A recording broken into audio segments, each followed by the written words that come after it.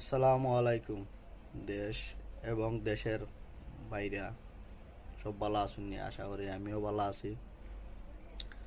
আর কত হইলো আজকে 2-3 থেকে দেখলাম টিকটকের মাঝে, ফেসবুকের মাঝে শুধু বিভাগ নিয়ে আমাদের কুমিল্লার অনেক বাইরা কন্টেন্ট করতেছে, এরপরে নোয়াখালীর অনেক বাইরা কন্টেন্ট করতেছে। এক জেলাকে আরেক জেলা ভাই ছোট কইরা দেখা ঠিক না, ঠিক আছে?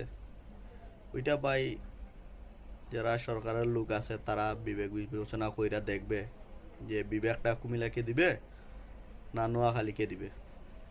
অতএব আমরা এগুলা নিয়ে ঝগড়া বিবাদ কইরা লাভ নাই।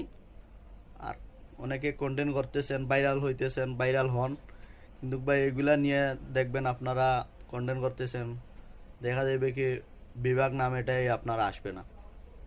যেরকম আওয়ামী লীগ সরকারে চাইছিল কুমিল্লা নামে কোনো বিভাগ হইব না।